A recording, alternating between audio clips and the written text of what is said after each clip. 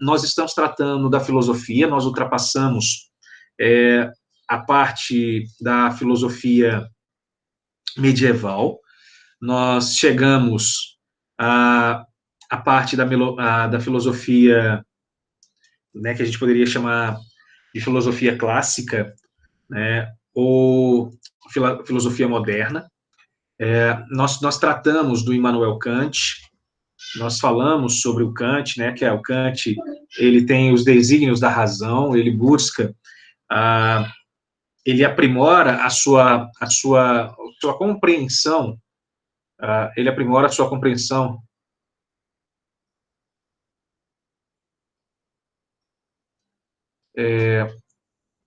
ele aprimora a sua compreensão, peraí, o que está acontecendo? Não quis...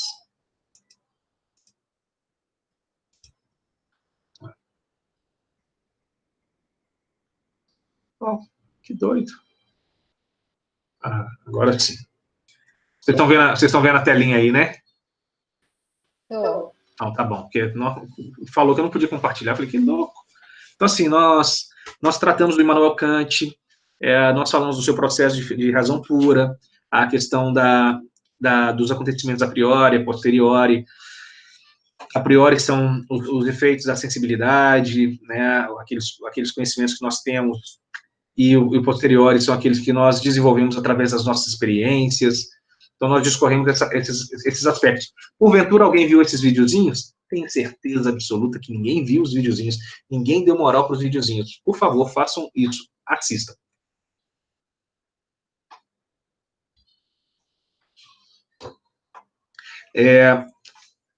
Nós começamos a falar Friedrich Engels, se eu não me engano, nós falamos do Engels. Nós mencionamos ele, ou nós paramos nele? Vocês sabem, falamos dessa imagenzinha assim, agora me recordei, da realidade, da individualidade, dialética. Você parou nessa aí, na individualidade. Na individualidade? Tá bom. Então, vamos voltar um pouquinho? Então, o Engels, ele busca externar o quê? Que o espírito, né, no caso, a essência da vida, né, ela é superior a todo indivíduo, e todos nós somos reflexos do que nós agimos, né? Nós somos reflexos das nossas ações. E tudo que é praticado dentro do mundo, dentro do universo, ele sempre é praticado, sempre é realizado com paixão, né? Com amor. Então, ele tem muito da parte fundamental da questão não material. Eu até citei essa situação dessa imagem aqui, eu tenho que achar essa imagem, depois eu vou procurar onde que eu encontrei, para poder colocar ela maior para vocês verem como é que se desenvolve. Eu acho que é muito engraçado. Se vocês tiverem a oportunidade, vocês estão acompanhando, esse homem Neandertal que está aí em cima, eu vou ter que localizar essa imagem, cara.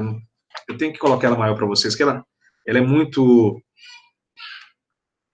peculiar. O homem Neandertal aí, você consegue fazer uma aula só em cima dessa imagem. Google Imagens. Vou localizar aqui.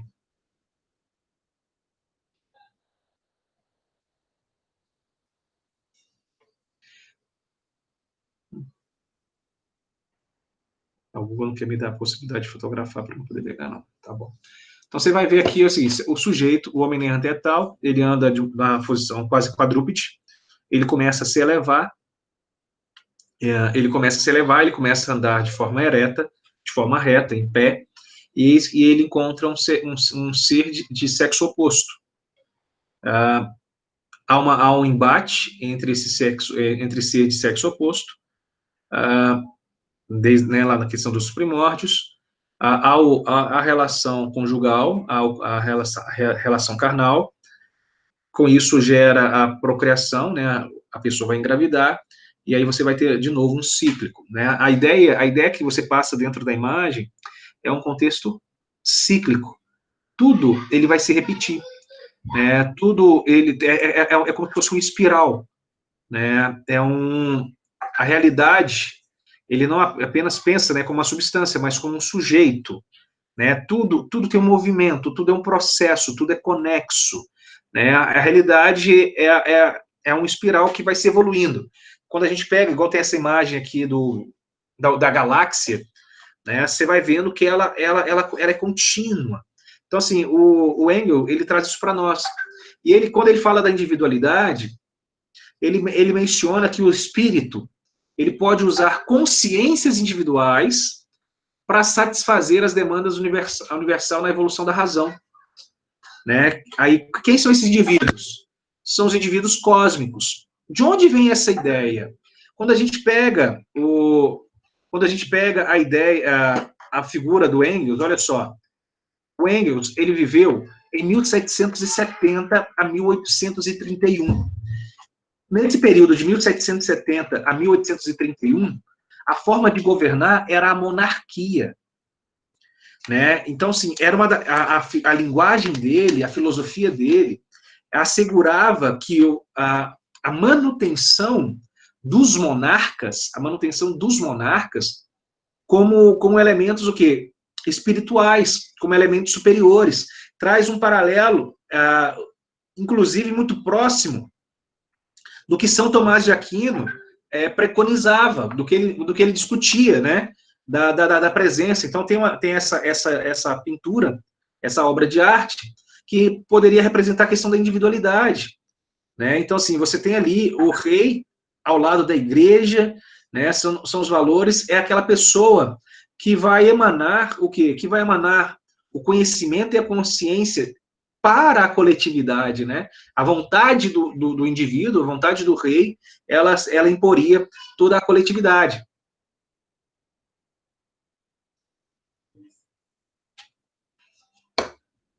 Do mesmo modo, ele traz para nós o preceito da dialética. Né? A dialética com o movimento positivo, que é a tese, e o momento negativo, que se compõe, que é a antítese. E a contradição da tese e antítese ela é resolvida por um terceiro momento, que se vai esperar que é a síntese. Né? Então, você tem a dialética, você tem uma tese, você tem a antítese, que seria dentro da dialética, nós podemos dizer que é a relação, que é o diálogo, que são os momentos históricos, são o arcabouço, né, da discussão, né, a gente poderia se apresentar aqui, das ideias, o arcabouço, a organização das ideias, e aí você tem as teses como um momento positivo, aquilo que você defende, você tem como momento negativo a antítese, que contraria aquilo que você... o Jonas apareceu aí, ó. Aquilo que você estava estabelecendo, e aí você vai ter uma resolução, que é a síntese, que é a reunião das duas, né, que vai superar esses dois momentos. E a síntese, ela vai se afirmar tornando uma nova tese, criando um novo ciclo dialético que vai conectar tanto esse campo positivo quanto esse campo negativo, né, que seria a tese e a antítese. Ela vai criar, dando origem aí à possibilidade de uma nova discussão. Aí vem aquela máxima, né, nada se cria, tudo se adapta, tudo se modifica. Né? A estrutura é aplicada a todo o campo do real, desde a aquisição do conhecimento até os processos históricos e políticos, desde as antigas civilizações do Oriente até as concepções do Estado moderno, constando neste interim acontecimentos como o surgimento da filosofia, o iluminismo, Revolução Francesa, ou seja, a história estaria dividida em 3 etapas: a tese, a antítese e a síntese, sendo a síntese a superação da contradição. Se a gente for pegar esse paradoxo que ele menciona e trazer para a nossa sociedade contemporânea, para os dias de hoje, a gente consegue visualizar isso. Nós tivemos, no século XIX, início do século XX, a Primeira Guerra Mundial, a Segunda Guerra Mundial. Logo depois da Segunda Guerra Mundial, em 1945, nós tivemos o advento das organizações das Nações Unidas, tratados de não proliferação de armas nucleares, né, por conta de Hiroshima e Nagasaki. Nós tivemos tratados para pacificação universal, né, de abster-se a realizar guerras, de manter soberania, etc. Nós tivemos um monte de tratado, que não durou muito tempo. Que não durou muito tempo. Logo depois, nós tivemos inícios de alguns conflitos, porém nunca foi em grande amplitude. A sociedade ela sempre foi vista como um papel com um papel social, né? Nós tínhamos toda a sociedade se ajudando, mesmo tendo as diferenças. Se você for parar para pensar, mesmo no período da Guerra Fria, buenas noites, mesmo no período da Guerra Fria, você vai ter ali os contrapontos, mas União Soviética e Rússia, que eram os dois países mais potentes, eles não vão entrar em colapso, eles vão ter choques indiretos, mas nunca vão ter choques diretos. Você vai ver as pessoas se contornando, né? Contornando o problema. E aí você teria, né, a tese e a antítese, né? A tese do que é positivo, por exemplo, capitalismo, o que é negativo, socialismo, comunismo. E aí você tem uma mescla, né? Nós tínhamos uma síntese. A gente tinha uma síntese, né? A gente mesclou isso. O capital com o social. Só que chegou no momento hoje que a gente voltou lá nos primórdios. Então a gente começou a criar de novo o capitalismo aqui, o socialismo aqui, são coisas que não podem andar juntas. Ei, é cíclico. Tudo é cíclico. Tudo se repete. Nada, se você for olhar os eventos da história, tudo é a mesma coisa, é mais do mesmo, momentos diferentes, com algumas pequenas adaptações, com algumas pequenas pontuações, né? Então, assim, e essa síntese seria a superação da contradição, seria a reunião, né? Você tem exemplo aí, a liberdade e a tirania, né? Então, olha só, nós vivíamos num período relativamente tranquilo, principalmente pós 88, imagina, após 1984, nós tivemos o processo de abertura política, né, indireta, com as eleições de Tancredo Neves e depois a assunção do governo por José Sarney. Porém, em 1988, né, 1988, nós tivemos o advento do quê? Da Constituição da República Federativa do Brasil. A Constituição Federal, em 1988, foi promulgada. E ela valeu, e ela funcionou relativamente bem até esse ano. Até agora há pouco, até março. Ela funcionava. Para bem ou para mal, ela funcionava. Ué? Por que até março? Porque acabou, não se respeita mais a Constituição. Nós não vivemos. Desde antes de março.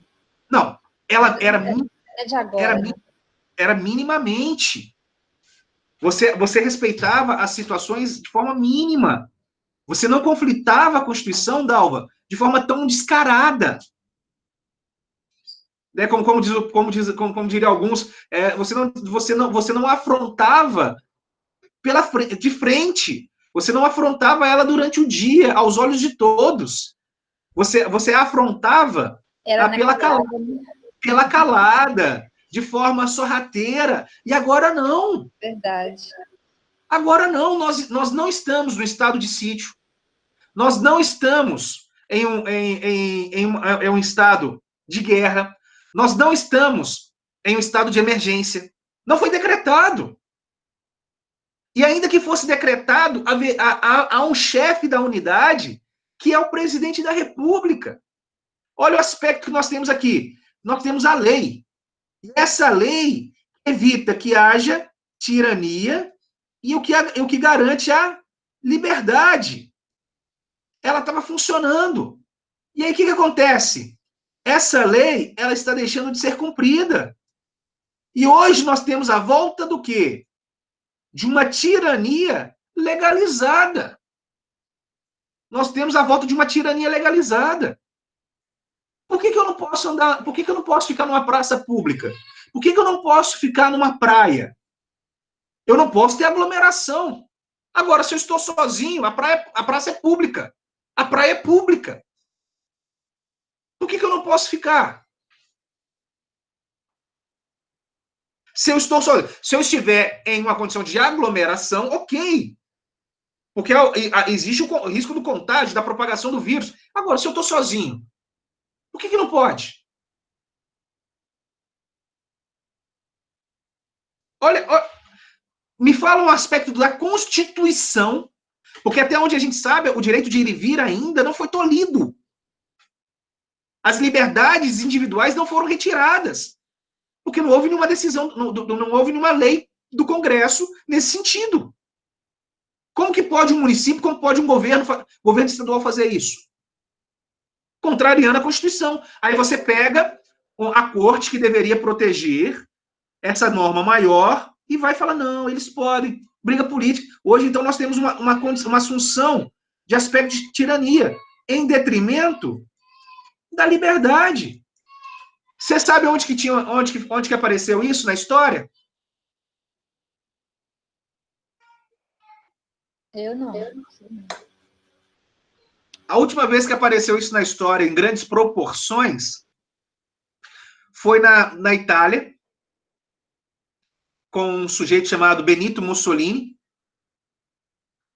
e depois na Alemanha, com um sujeito chamado Adolf Hitler, depois no Brasil, com um sujeito chamado Getúlio Vargas, na Argentina, com um sujeito chamado Perón, no Chile, com um sujeito chamado Pinochet, como na Espanha, com um sujeito chamado Franco, que são períodos o quê? Períodos da Segunda Guerra Mundial, e que refletiram depois, inclusive, né, depois da Segunda Guerra em alguns estados nacionais. Por exemplo, o Pinochet e o Perón é pós-Segunda Guerra, mas continuaram. Então, assim, a gente tem nós temos essa situação. E aqui no Brasil, aquele que a gente que a sociedade julgava que seria o eliminador de direitos, está se parecendo o defensor do direito.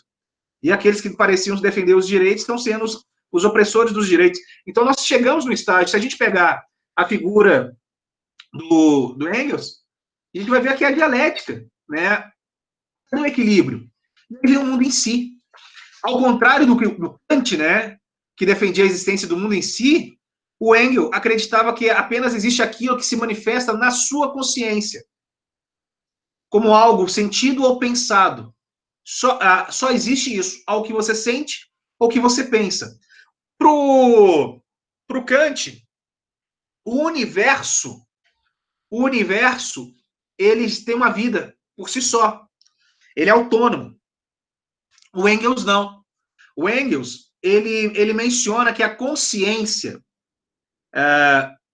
e os indivíduos, eles são reflexo do espírito absoluto, né? Porque a nossa consciência vai além de nós mesmos, além dos indivíduos.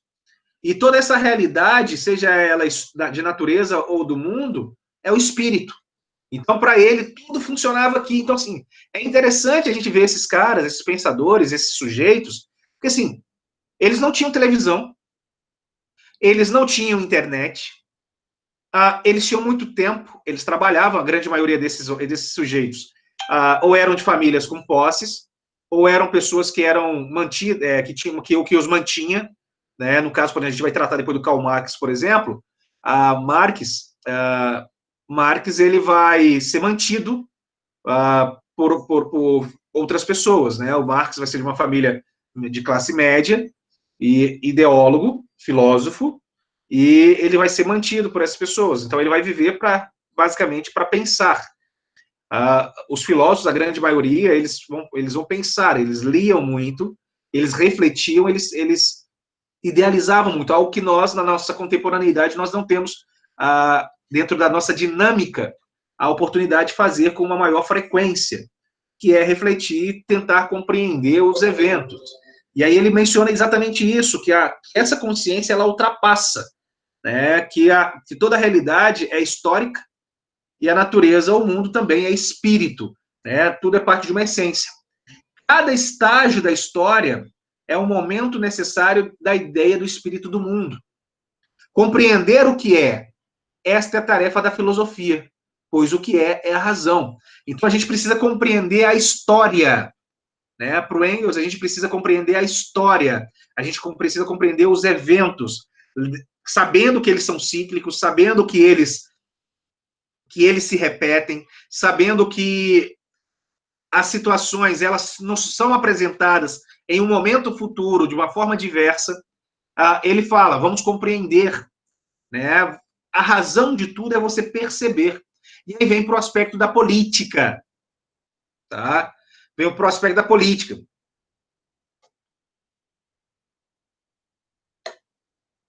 Para o Engels, a consciência entre o universo racional e a realidade tem uma frase: o que é racional é real. O que é real é racional. Para eu racionalizar, eu racionalizo sobre coisas reais, coisas verdadeiras. Nem que sejam aquilo que eu pensei, que eu idealizei, que eu refleti, que eu conjurei. E para ser real, ela tem que ser racional. Até mesmo as mais, para ele, até mesmo as maiores divagações, pelo simples fato de você ter pensado, de você ter idealizado, de você ter materializado no seu intelecto, já é um preceito de realidade. Pode não ter sido exercido, mas já é uma realidade, porque ela pode ser implementada se você conseguir. Então, assim, é interessante esses posicionamentos que esses sujeitos, né, eles nos apresentam, né? Para o Engels, o individualismo liberal deve ser definitivamente superado, pois o ser humano é eminentemente social e sempre deve ser compreendido no seu contexto. E aí a gente volta lá na filosofia grega, né? O Aristóteles, ele falava que o homem é um ser social, é um ser político. O homem, ele necessita viver em sociedade. Isso é da sua essência. E o homem só não viveria em sociedade se ele fosse um bruto ou se fosse um deus. E aí o Engels traz a mesma situação. Ele fala o quê? O caráter social do homem, né? E que os indivíduos só encontram sentido no Estado. Né? No Estado, os pressupostos individualistas do liberalismo não passam de abstrações distorcidas. Para ele, o Estado, ele imperava. A essência do preceito da sociabilidade do ser humano, ela vai ser materializada na figura, na conjuração de um Estado nacional. O que é um Estado nacional? De um país, de uma identidade enquanto nação, enquanto Estado autônomo. Né? E aí, é nesse momento, inclusive, o Engels, olha só, ele é bonitinho, vou voltar lá no Engels. O Engels é de onde? O Engels é alemão, né? O Engels, ele é alemão, da Stuttgart. A Alemanha, essa época, a Alemanha não existia, tá? A Alemanha ainda não existia. Era a Prússia, era o Estado prussiano. A Alemanha só foi unificada enquanto país no século 1800 e alguma coisa, né? Quase, e foi uma das razões, né? A unificação tardia da Alemanha e da Itália foram as responsáveis para o advento da Primeira Guerra Mundial, né? A Primeira Guerra, a Grande Guerra Europeia. A gente fala guerra mundial, né? Mas foi uma guerra europeia. Então, assim, vai ser por conta da África, vai ser por conta da Índia, vai ser por conta do Oriente Médio, né? Porque a Europa, os países europeus já haviam colonizado a África, a Índia, ali, o Oriente Médio, e não sobrou nada, né? Não sobrou nenhum mercado para a Alemanha em especial. A Itália não fez tanto problema, mas a Alemanha em especial teve problemas por conta de mercado, fornecedor de matéria-prima e mercado consumidor, porque a Alemanha se desenvolveu industrialmente muito rapidamente, né? colocando em xeque, inclusive, o domínio da Grã-Bretanha, o domínio da Inglaterra, né? Que foi a precursora da Revolução Industrial. E aí ele traz esse parênteses. A crítica de Engels ao individualismo liberal baseia na distinção que faz entre o quê? Entre a moralidade objetiva, que são as regras do grupo social, e a moralidade subjetiva, que é o princípio do caráter abstrato encontrados nos indivíduos. Olha, nós voltamos para a aula de teoria. Né? Nós voltamos para a aula de teoria. Moral, individual, né? Regra ou princípios. A última aula, regras ou princípios, né? A moralidade objetiva, a regra do grupo social, regra impositiva. A moralidade subjetiva são os princípios, né? Os valores encontrados em cada indivíduo. E aí ele traça o quê? Que a moralidade subjetiva ela é incapaz de fundamentar estruturas de conduta sociais, pois não diz respeito à comunidade como tal. Então, assim, é interessante essa pontuação dele, porque ele fala, olha, princípios, vamos fazer vamos utilizar a palavra correta, né? Que ele fala moralidade subjetiva, mas os princípios o quê? Os princípios não são regras, os princípios não norteiam, os princípios são pilares apenas individuais, não fazem diferença na vida social, não diz respeito à comunidade, não diz respeito à coletividade, diz respeito apenas ao ser, ao indivíduo que o possui e que o vivencia. Né? É muito próximo daquilo que nós estávamos falando, né, na aula de terça-feira, na aula de teoria. Nossas aspirações e sentimentos mais elevados somente podem acontecer no âmbito da moralidade objetiva, pois somente uma comunidade ético-política pode expressar a verdadeira identidade de seus participantes, que seriam as normas, que seriam as regras, né, os valores.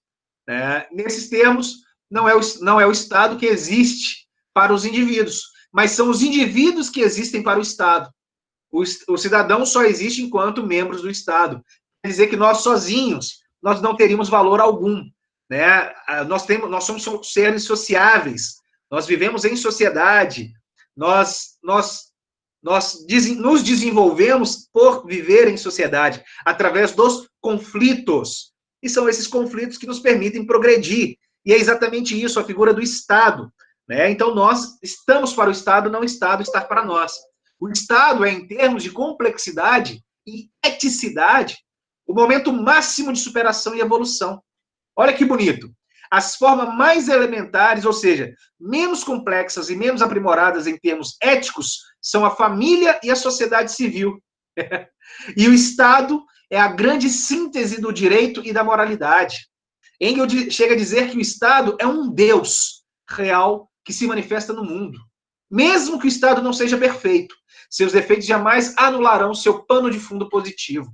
É muito bonito a ideia, a concepção, né? Óbvio, você vai perceber, depois se a gente for pegar para estudar, quem que mantinha o Engels, quem que auxiliava, quem que o financiava, quem que o propunha aí para frente, tá ligado ao quê? Tá ligado a pessoas próximas ao Estado. E tem também a necessidade, o desejo íntimo dele, da necessidade de um Estado nacional, né? Que houvesse um Estado prussiano, no caso, o Estado alemão, o Reino da Prússia, né? O Reino da Prússia, que vai dar origem à Alemanha depois.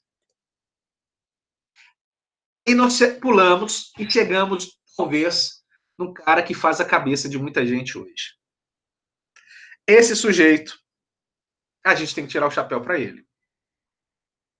Porque ele conseguiu pulverizar a sua ideia de uma tal forma que ela persiste ao longo dos séculos, ela foi utilizada como ideal para momentos históricos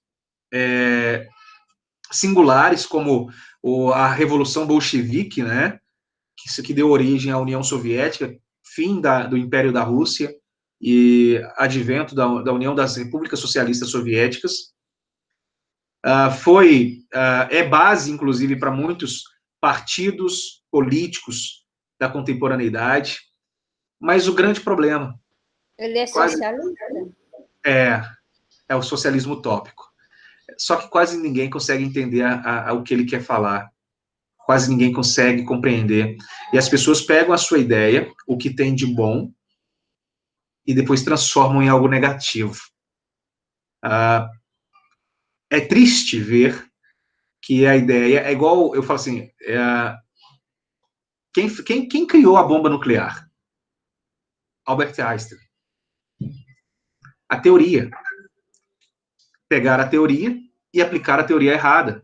Fizeram a teoria virar uma bomba que foi usada em Hiroshima e Nagasaki de forma desnecessária. Um russo apaixonado pelo seu país, chamado Kalashnikov, ele construiu uma arma no período da Segunda Guerra Mundial e ela foi sendo melhorada depois, e em 1947 ela chegou a sua estágio de perfeição. Ele construiu uma arma para poder defender o seu país no período de guerra. E hoje a arma dele é a arma mais cobiçada por todas as pessoas, em especial do crime organizado, que é uma arma perfeita, né, que é a AK-47. Então, assim, eu vejo o Karl Marx como também um injustiçado. Ele, sim, ele era um revolucionário, ele era uma pessoa que propunha a insurreição, o levante, tudo, sim, não estou dizendo que não fazia. Porém, as suas ideias são ideias boas. E todos nós somos socialistas. Até aquela pessoa que fala que não é, ela é socialista.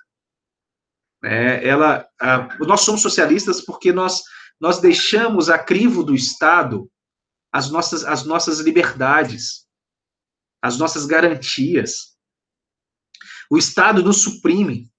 E ao suprimir, o Estado ele tem que ser responsável por alguma coisa, para ter alguma valia. Porque se é que ele me suprime tudo, para que eu vou ter o Estado se ele não me dá nenhuma contrapartida? E essa contrapartida ela está muito no ser social. E é algo muito diferente do que nós vivemos hoje. Né? Hoje, por conta do preceito da ordem capitalista, o pobre ele tem condição de ascender. Né? Ele trabalha, ele pode ter uma ideia, ele vira lá, ele ascende. Então, você tem hoje, por exemplo, situações.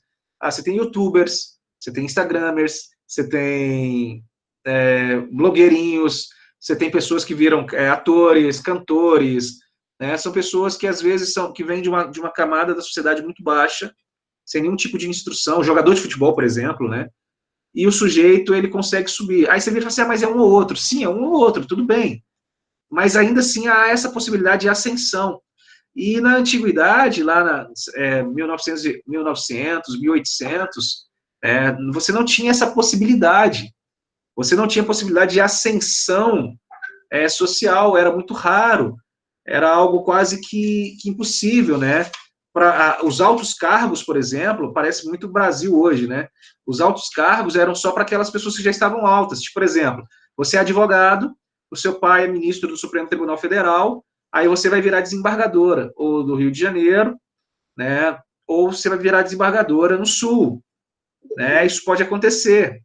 É o caso, por exemplo, nós temos aí do ministro Fux, que fez um processo de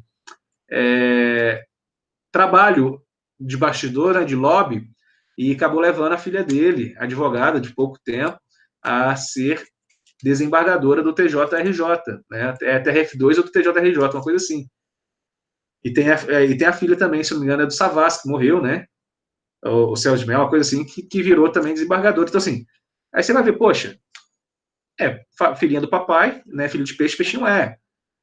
Tem algumas situações, mas hoje não. Você está terminando a faculdade, você tem plena condição de estudar, colocar sua bunda na cadeira, você vai estudar, você vai fazer uma pressão concurso, você vai ser juiz, você vai ser delegado, você vai ser promotor, você vai ser defensor, você vai ser procurador do Estado, procurador da República, delegado federal, civil, não interessa. Ou você vai ser advogado.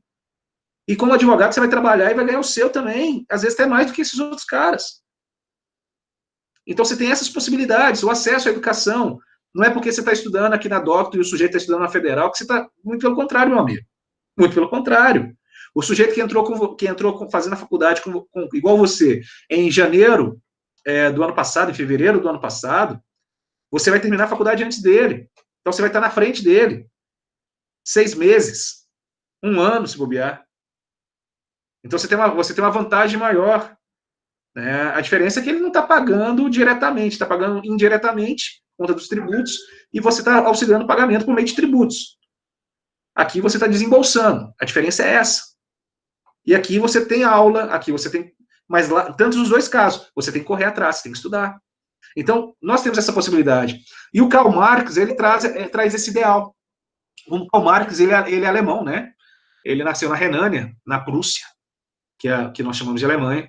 Ele nasceu em 1818. Ele vai viver 64 anos e ele vai morrer na Inglaterra. E isso é extremamente importante, porque na Inglaterra esse é o período da Revolução Industrial. Então, na Revolução Industrial, você tem um processo de exploração da mão de obra. Parece muito Ipatinga, né? Mas você tem muito da exploração da mão de obra, e a exploração mesmo. Na Inglaterra, no início da Revolução Industrial, não existiam não existiam direitos trabalhistas. As pessoas poderiam trabalhar 24 horas, elas poderiam trabalhar, crianças menores de 12 anos poderiam trabalhar em minas de carvão, por exemplo, porque o carvão ainda era matéria-prima essencial para para o funcionamento das máquinas, né, que são as termoelétricas. Então, você tinha crianças trabalhando, condições de extrema insalubridade, sem fornecimento de EPIs, você tinha que... E para ganhar o quê? Centavos. Para ganhar centavos, literalmente. Né? Então, assim, vendo essa indignação, o Karl Marx, ele vai criar uma escola, né, uma tradição, que é o marxismo, né, junto com Engels, tá? Engels, de águia. E esse Engels, diga de passagem, ele é rico. O pai dele era industriário, o pai dele era dono de empresas, de banco, o cara era bem da nota, sabe? E aí os interesses do Karl. O Karl, ele gostava da filosofia, da sociologia, economia, história, política, teoria social. E a ideia dele é que acabasse a propriedade privada, que houvesse uma transição do modelo capitalista, privado, para um momento né, para um momento comunista, o quê? Todos seriam donos, né? Todas as pessoas elas teriam direito à participação. É a espécie de uma cooperativa, entendeu? Vamos falar assim, vamos usar uma linguagem para ficar mais fácil. É como se fizesse uma cooperativa. Todas as empresas passariam a ser cooperativas. Todo mundo é dono. Né? Ninguém ganha nada, depois o que apurou de lucro você divide entre vocês. A ideia seria mais ou menos essa. Né? Então, assim, transformar em cooperativa tudo. Cooperar, comunismo. Né? A questão do comunismo. Ele propunha o que? A ditadura do proletariado. O que é o proletariado? O proletariado é o trabalhador. Né? O trabalhador no poder. Né? A ditadura do trabalhador. O que ele queria dizer com isso? Como ditadura do trabalhador. Ele queria que o trabalhador assumisse o protagonismo. E a gente consegue perceber hoje. Né? Eu falo assim, hoje a gente percebe isso. A discussão que se tem é que a economia ela não pode parar. A economia não pode parar, porque se a economia parar, não há geração de riqueza para o Estado e não há circulação de riquezas no Estado. Né? Então, se a economia para, eu não produzo, eu não gero dinheiro, eu não circulo dinheiro. E para eu poder ter a economia girando, eu preciso de ter trabalhadores trabalhando. Né? Então, assim, essa situação de pandemia, ela ficou clara para nós. Não vale nada você ter um carro se você não pode andar num carro. Não vale nada você ter uma loja, ter dinheiro, se você não vai poder aplicar e fazer com que as pessoas trabalhem para gerar mais dinheiro. Não adianta ter um banco se não vai poder ter pessoas para ali para tomar crédito, para poder comprar. Né? As dívidas, obviamente, as dívidas que nós possuímos, as dívidas elas continuam, óbvio. Né? E elas vão maximizando. Mas não há como você fazer as pessoas tomarem novos empréstimos. E eu tenho certeza absoluta que esse momento está sendo extremamente difícil para os bancos. Né? Embora eles tenham lá seus lucros bilionários, está sendo um momento difícil. Exceto aquelas pessoas que possam estar tomando empréstimos por conta das suas dificuldades financeiras, dívidas, etc. e tal, dificilmente você vai estar encontrando novas pessoas se comprometendo financeiramente. Ninguém está fazendo plano para comprar o carro, ninguém está fazendo plano para comprar a casa, a não ser que ache um bom negócio. Né? Então, ele coloca isso, né? A ditadura do proletariado, o trabalhador, o prolatário, né? No poder. Materialismo histórico, né? O materialismo dialético, o socialismo científico, né? Modo de produção, a mais-valia, luta de classes, teoria marxista da ideologia, teoria marxista da alienação, fetichismo da mercadoria. Então, são algumas ideias dele. E aí, olha só, o Marx, ele começou com uma crítica do pensamento de Engels. Opa, Engels é quem? Esse Engels que a gente acabou de estudar. Esse Engels, que falava o quê? Que o Estado não existe para o indivíduo, mas é o indivíduo que existe para o Estado. Esse indivíduo, Engels, que falava que o Estado é a síntese do direito e da moralidade. E aí veio o Karl Marx e começou a criticar, começou a se opor. Né? O Karl Marx ele falava o quê? Que os movimentos dialéticos da sociedade se desenvolvem como um resultado das condições materiais da vida dos homens, ou seja, não são as ideias que formam a sociedade, mas são as condições materiais dos homens é que produzem as suas ideias e o seu modo de agir na sociedade. E tem uma música, dos engenheiros do Havaí, que ela é muito, muito clara quanto a isso. A ideia que a letra, né, da música, ela se aparece muito. Quem todo mundo conhece engenheiros tem certeza absoluta. Eu não sou músico, né, mas eu vou recitar o poema. E ela fala o seguinte: um dia me disseram que as nuvens não eram de algodão. Um dia me disseram que os ventos, às vezes, erram a direção. E tudo ficou tão claro. Um intervalo na escuridão. Uma estrela de brilho raro. Um disparo para o coração. A vida imita o vídeo. Garotos inventam um novo inglês. Vivendo em um país sedento. Um momento de embriaguez. Somos quem podemos ser. Sonhos que podemos ter. O que ele coloca para nós aqui? Quando eu trago para o paradoxo do Karl Marx, a ideia é que o homem ele é feito pelo que ele tem. É a exteriorização. Por isso ele propunha a ditadura do proletariado. Por isso ele propunha o comunismo. Para que todos fossem iguais. E digo para vocês que nem a União das Repúblicas Socialistas Soviéticas tiveram o comunismo. Elas foram socialistas. Elas não conseguiram atingir o estágio de comunismo. E elas não conseguiram atingir esse estágio de comunismo. A prova disso é que elas acabaram. É que ela foi dissolvida. E pessoas do grupo subverteram o ideal e passaram o quê? Passaram a corromper todo o sistema. Então, nem na União Soviética, né, nem lá na Rússia, que o pessoal chama Rússia, né, nem na União Soviética houve o comunismo. Porque as pessoas líderes do Partido Comunista Soviético subverteram. Né? Você teve lá um grande líder, que era o Stalin, foi ditador, matou, tudo bem, mas foi um grande líder. Você teve lá, logo depois que o Stalin morreu, você não tinha mais liderança, aí começou a guerra, começou a desvirtuar. Né? Você começou a destruir. Stalin morreu pobre. Stalin morreu pobre.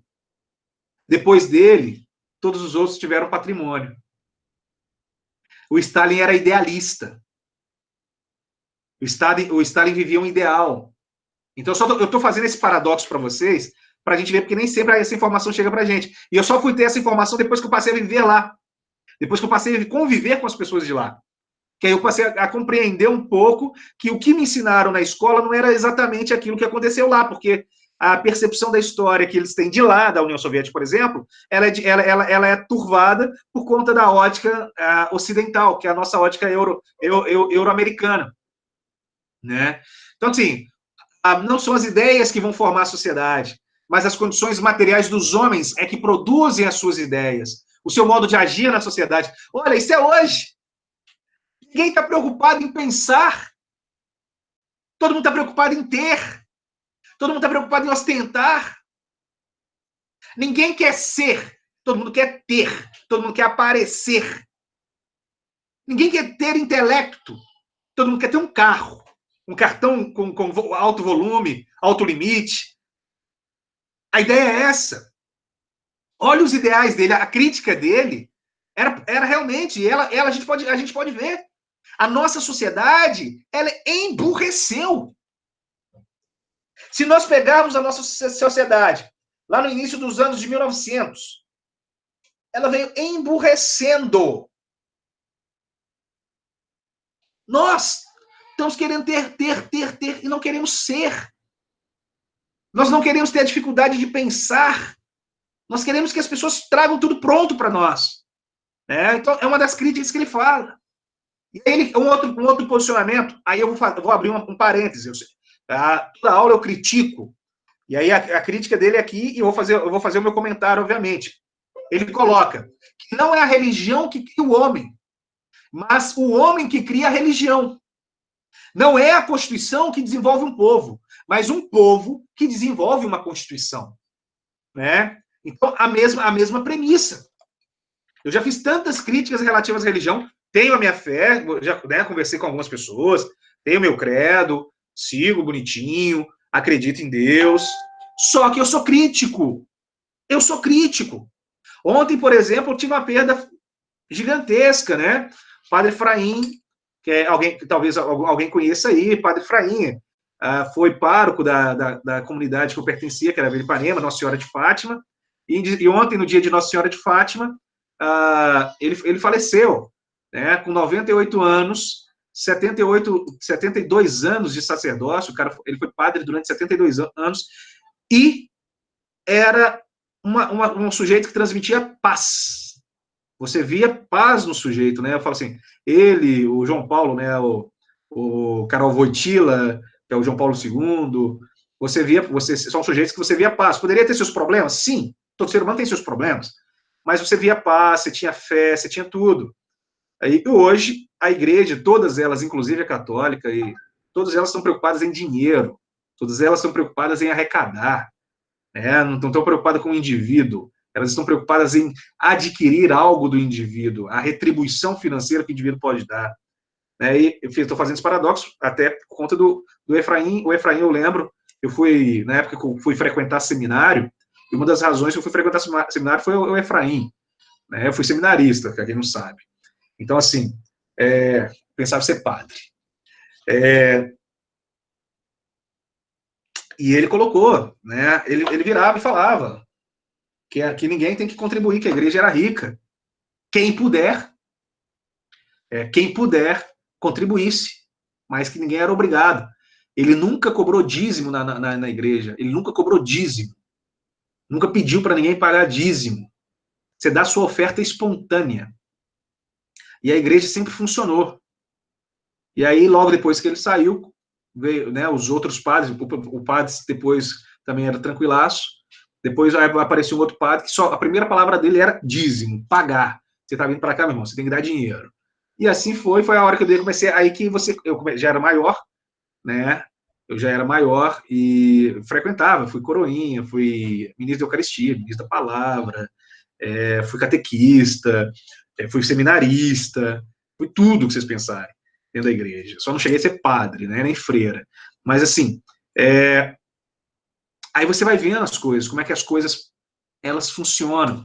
E o Karl Marx, ele fazia essas críticas, ele fala, olha, não é a religião que vai criar o homem, mas é o homem que vai criar a religião, e de fato é.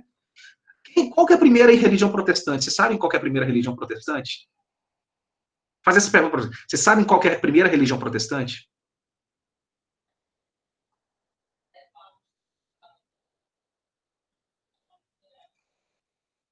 A primeira religião... Não. A primeira religião que protestou a fé, sabe qual que é?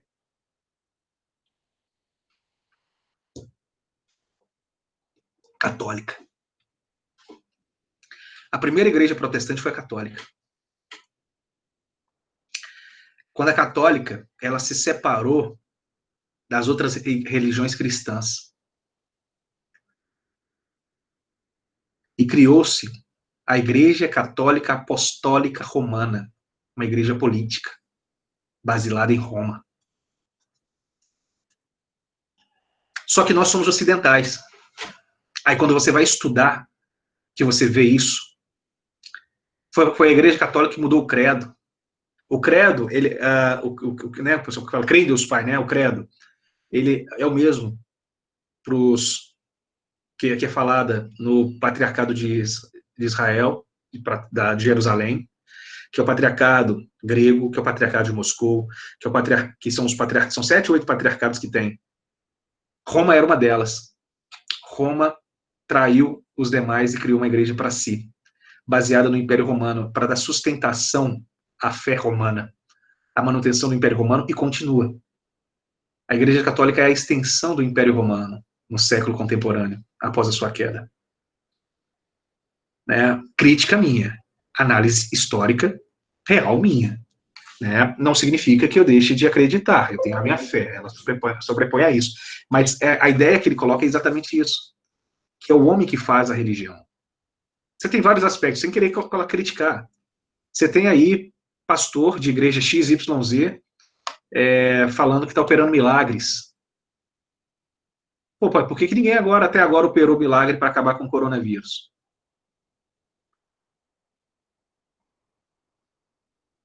Por que as igrejas ficaram fechadas? Se opera milagres, a igreja precisa ter fechado, não. Utiliza da fé do indivíduo, a fraqueza, né, da crença do indivíduo, utiliza para se aproveitar e se apropriar do aspecto material, do patrimônio daquele indivíduo. Olha, o Karl Marx já dizia, não é uma Constituição que desenvolve um povo, mas é um povo que desenvolve a Constituição. Não adianta eu ter uma Constituição linda igual eu tenho a Constituição do Brasil se o povo é um povo medíocre. Se o povo ele olha só para si, se o povo só olha o seu próprio umbigo, se o povo não olha para a coletividade, se o povo não respeita, se o povo não quer. Tem uma frase histórica que é muito contemporânea, né? Aquele que abdica da sua liberdade, ainda que minimamente para a sua segurança, ele não merece ser livre. Ele não merece viver. Nós votamos porque somos obrigados. Nós votamos nas pessoas que às vezes nós achamos não sei o quê, mas às vezes deixamos de votar num vizinho, num conhecido, que a gente sabe que é boa pessoa, pelo simples fato de não querer ver aquela pessoa ficar numa posição melhor que nós mesmos. Mas prefere votar numa pessoa que é corrupta, para não votar numa pessoa honesta. Exemplo, tá? Fazendo um paradoxo. Um momento de reflexão, aula de filosofia, refletir. Então é um povo que faz a sua Constituição, não é a Constituição que faz um povo. Não é a consciência que determina a vida, mas a vida que determina a consciência. Tem uma música nova, eu gosto muito, até vou pegar aqui, vou tentar localizar, vou mandar para vocês, que fala disso, a questão de viver.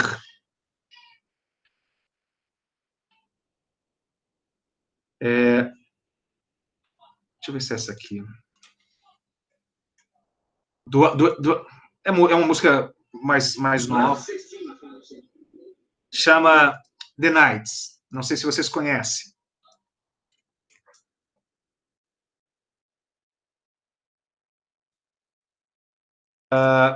Eu vou mandar para vocês.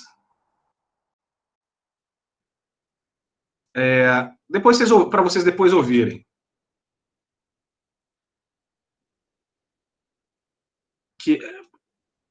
Que é extremamente interessante, a questão já que a gente está fazendo a parte da filosofia, está discutindo a filosofia,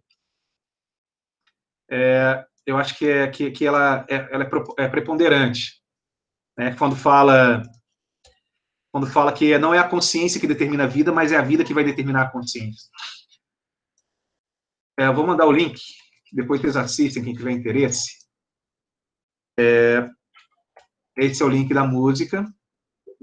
e para quem tiver interesse em saber o que está se falando na música, essa é a tradução da música. É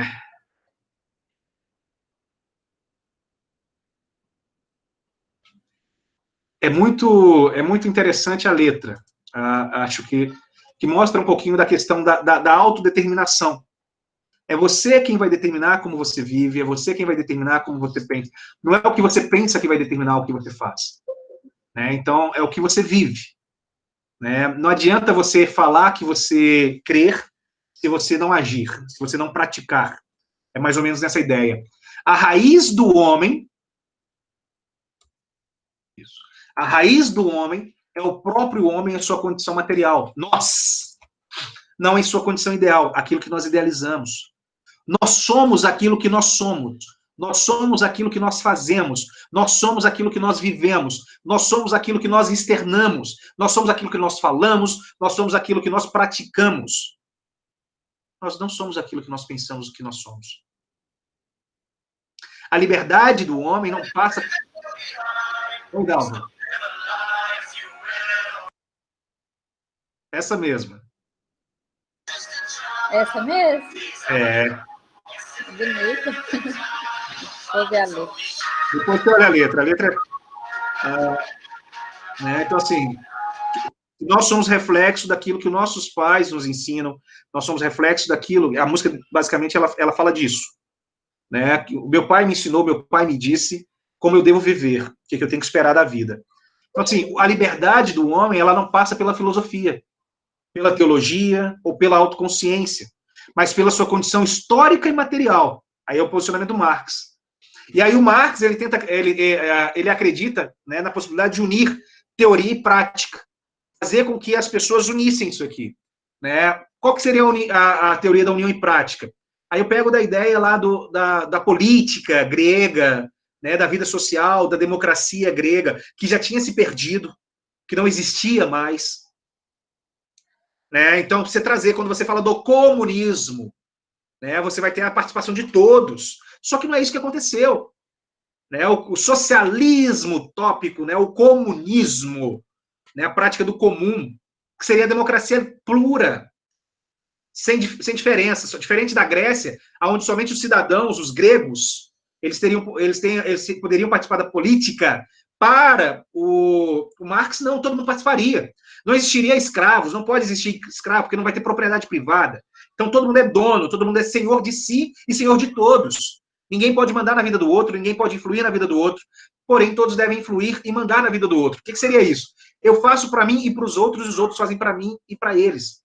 Né? As pessoas trabalham com o comum. Eu tenho que produzir para poder comer e para que o outro coma. O outro tem que produzir para que eu coma e ele também possa comer.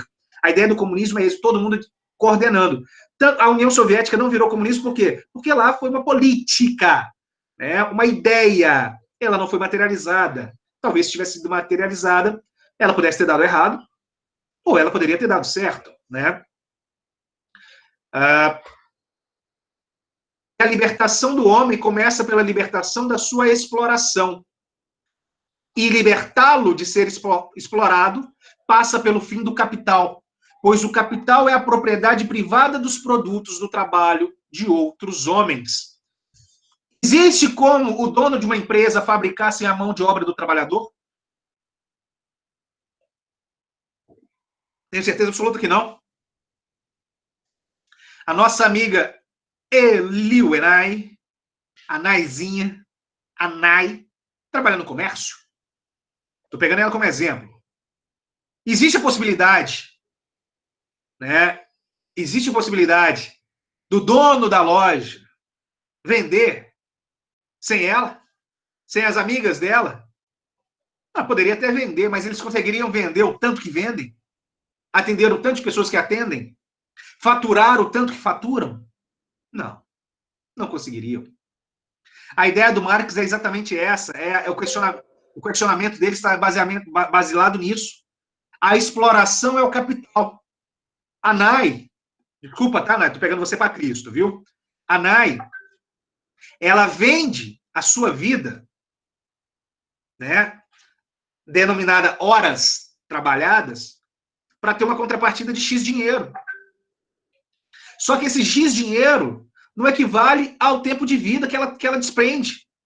Mas ela vende a sua vida, o seu trabalho, por X dinheiro, porque o capital exige que ela o faça. Porque se ela não trabalhar, ela não consegue comer. Se ela não trabalhar, ela não consegue vestir. Se ela não trabalhar, ela não consegue estudar. Se ela não trabalhar, ela não consegue morar. E isso é a exigência do capital.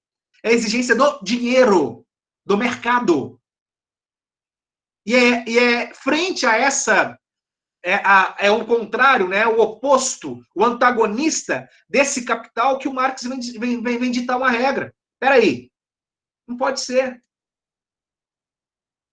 Não pode ser. Primeiro, a propriedade privada não existiu sempre. E nem sempre existirá. Ela é uma criação humana e, como tal, também pode ser modificada ou destruída. Esse era o ideal do Karl Marx. Desde o início eu falei com vocês. Olha só, lembra lá, na primeira aula, eu comecei a aula, olha, eu virei para vocês e falei assim, olha, o homem era nômade. O homem vivia de um lado para o outro. O homem tinha, né, a sociedade tinha um líder. O líder era o mais forte, ou mais inteligente, ou a mulher. Havia um líder, que era aquele que ia ditar o caminho, para onde vai, para onde vem, porque sempre tem que alguém coordenar. Só que as pessoas viviam de forma cíclica, por ser nômade. Chegava no lugar, colocava sua barraca, montava o acampamento, construía sua casa, sua oca, qual o nome que a gente queira dar. E ali ele iria viver durante X tempo. Depois ele tirava tudo, mudava de lugar, correr do frio, correr atrás de comida, e assim vai.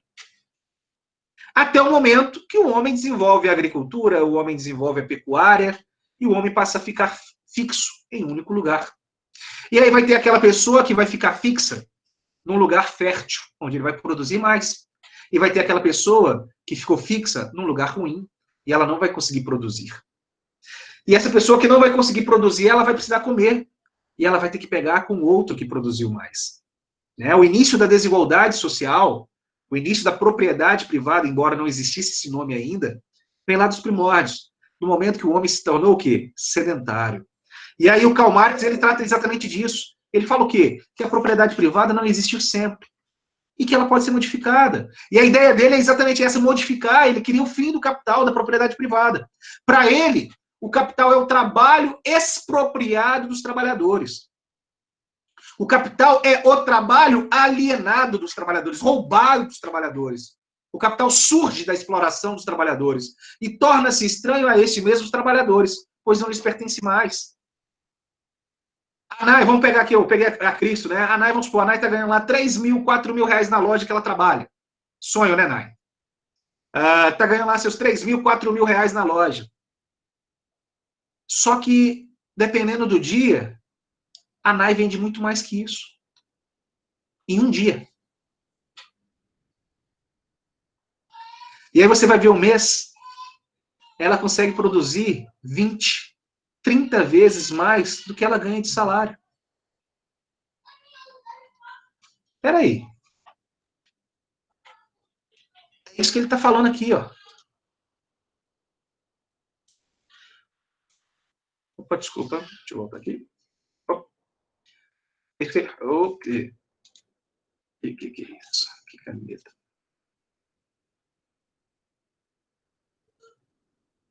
O capital é o trabalho alienado dos trabalhadores. Ou seja, o capital é o tempo, é o esforço. O capital é aquilo que o trabalhador entrega. Essa é a ideia dele. A ideia está errada? Não! Oi? A gente está errado? Não! Ele está errado? Não! Só que é uma lógica.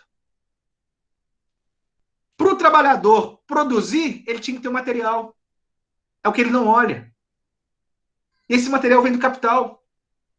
Não tem como o trabalhador trabalhar, fazer as coisas, se não houvesse o quê? O produto, o insumo. Teria como a Nai vender as coisas? Ela teria dinheiro para poder comprar as coisas para vender? Não. Quem tem o dinheiro que comprou, por isso que está pagando. Quem tem o capital, quem tem o produto, acaba explorando, né? É a ótica do capitalismo. E é aí que o Karl Marx ele era contrário. O capital surge da exploração dos trabalhadores, torna-se estranho aos trabalhadores, pois não pertence ao trabalhador mais. Quanto mais o trabalhador é explorado,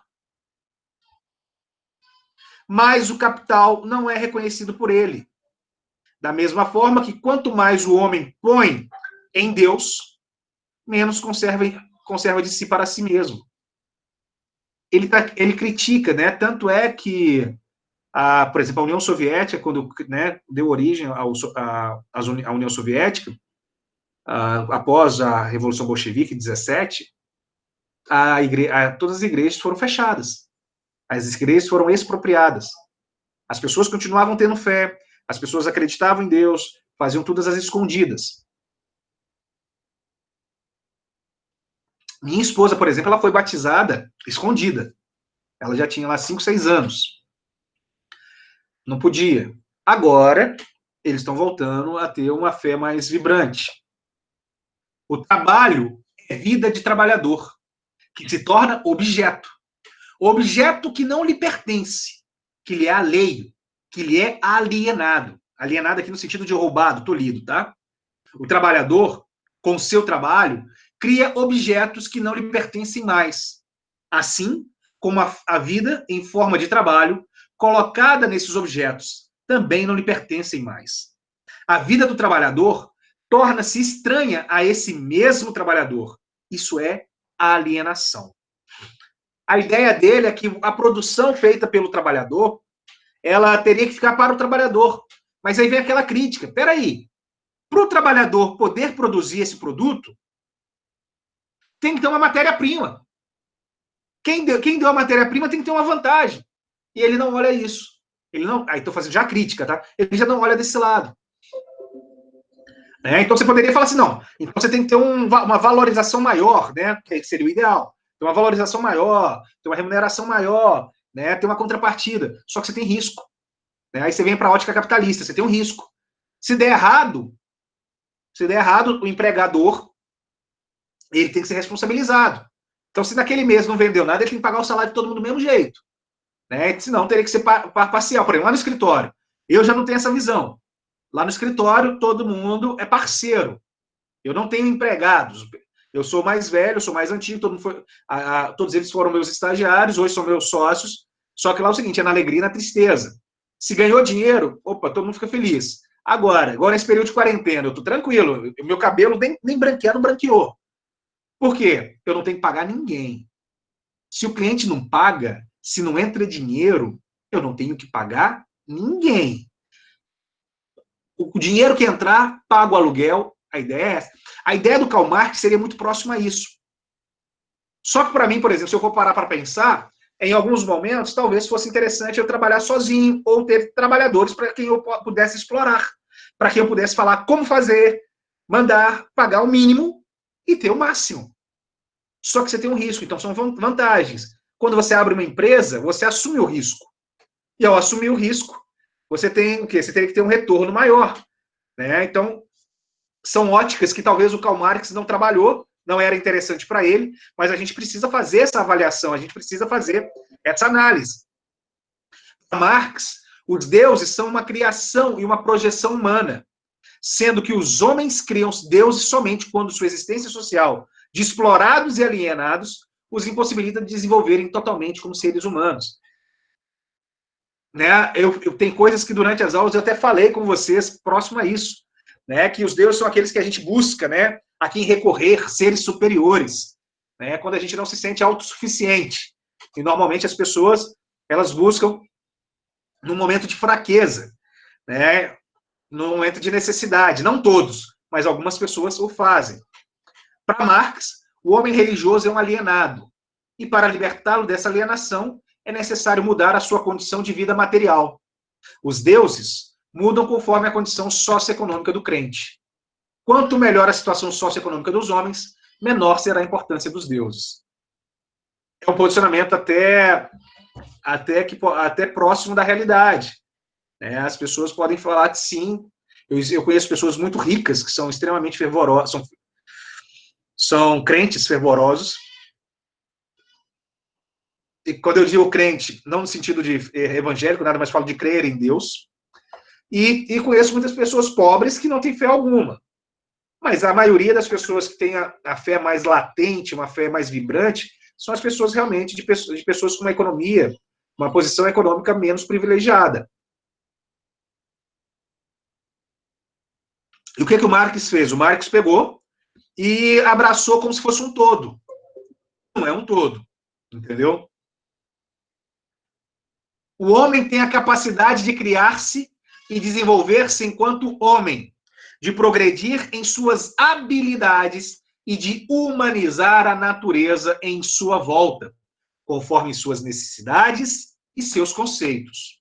O trabalho é algo natural e inerente ao homem, e é um dos instrumentos que ele utiliza para transformar a natureza.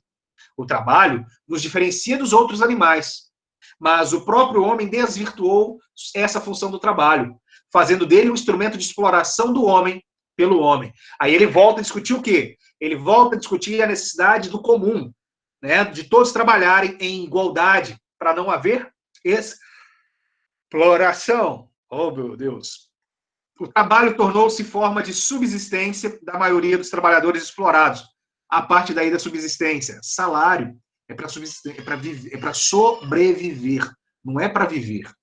O salário é para você sobreviver, não é para viver. Por isso, subsistência. Com a exploração, o resultado do trabalho é extorquido do trabalhador. E o operário se torna também o quê? Mercadoria. A isso, o Marx chama de alienação do trabalho. O trabalho torna-se externo ao trabalhador.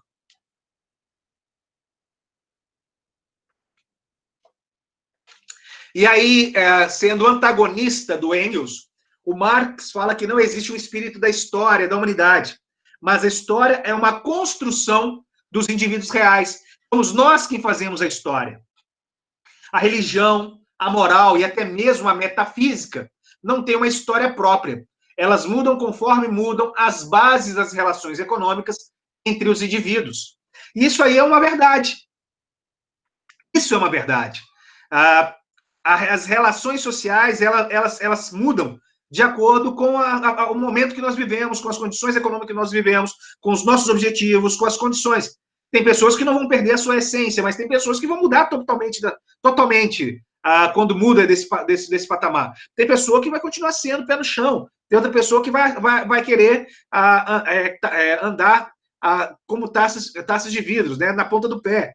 Você tem situações que você vai poder visualizar.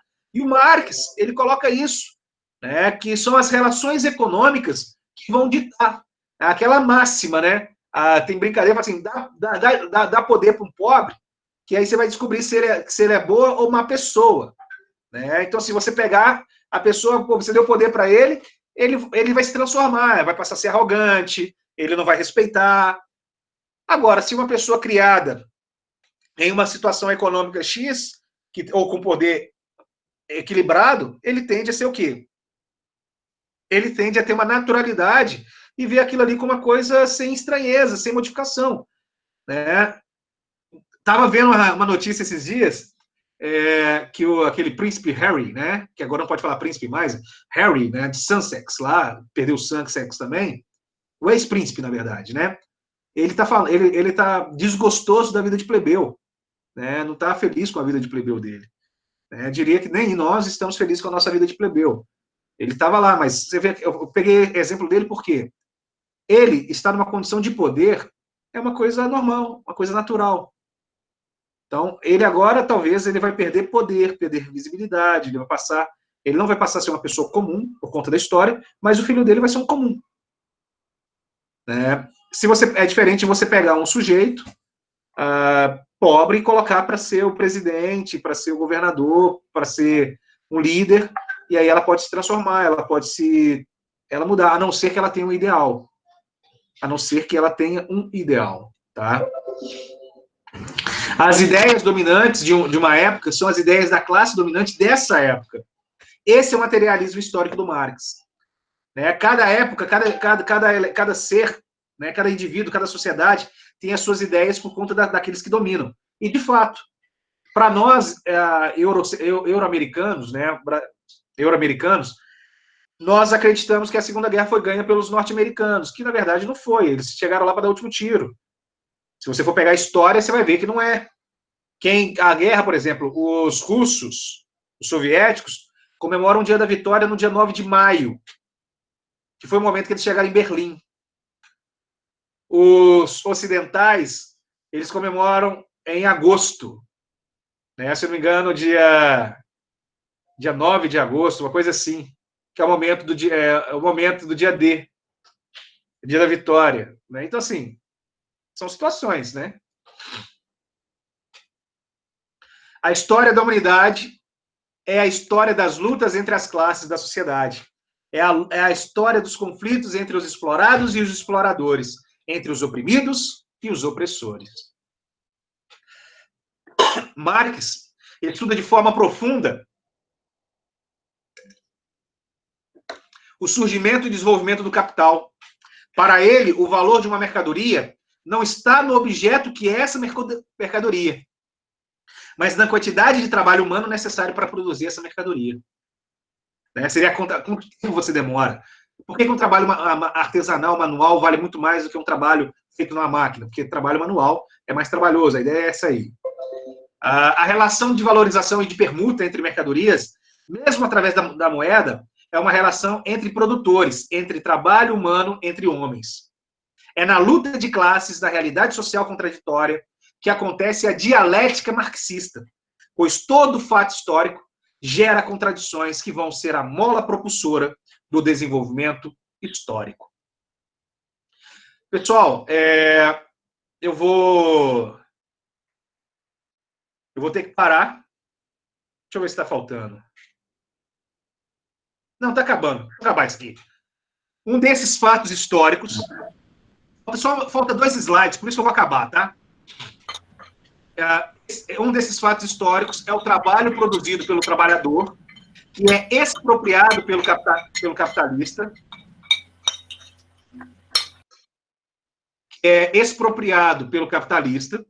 e essa expropriação Marx chama de mais-valia, aquilo que vale mais, que é a valorização, que é o lucro. A mais-valia tende a aumentar gradativamente, aumentando também a desigualdade entre os explorados e os exploradores. Por isso que os ricos se enriquecem mais e os pobres ficam mais pobres. O que, segundo ele, vai inevitavelmente desintegrar a sociedade capitalista e criar uma sociedade comunista, onde a exploração e a alienação não mais existirão. Né? E aí vem algumas sentenças. O filósofo se preocupa em interpretar o mundo, mas o que importa é transformá-lo. Sentenças do Marx, tá? Frases do Marx. A religião é o suspiro de uma criatura aflita, o coração de um mundo sem coração. É o espírito da situação sem espírito. A religião é o ópio do povo. De cada um, de acordo com a sua possibilidade, a cada um, de acordo com as suas necessidades. Os homens fazem a sua própria história. Outra, a tradição de todas as gerações mortas oprime como um pesadelo o cérebro dos vivos. O governo é o conselho de administração que rege os interesses coletivos da classe burguesa. Outro ponto, a história se repete, primeiro como tragédia, depois como farsa. Outro ponto, a história é a atividade do homem perseguindo seus objetivos. Olha, o dinheiro é um deus ciumento de Israel, ao lado do qual nenhum de outro deus pode existir. Ele não gostava de judeus, tá? Na fábrica, o trabalhador é um servo da máquina. A história da sociedade é a história de luta de classes. Os operários não têm pátria, por isso a União Soviética, tá? O operário não tem pátria, por isso uma unidade. Proletário do mundo todo, univos. As ideias dominantes de uma época são as ideias de uma classe dominante dessa época. Os trabalhadores não têm nada a perder, a não ser suas correntes.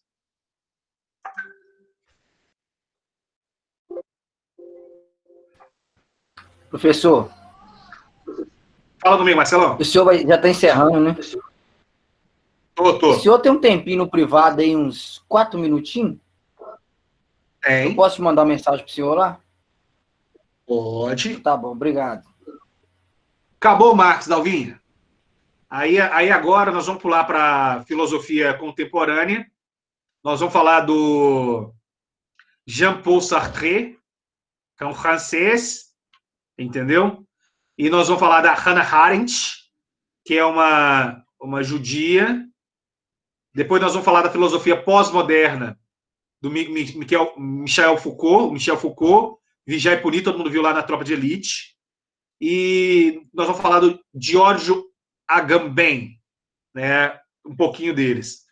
Então, assim, finalizado aqui. Brigadão. Saindo, coloca o nome para mim, por favor, para eu ver lá que vocês passaram, para poder lançar a presença. Até segunda-feira, meus queridos. Bom?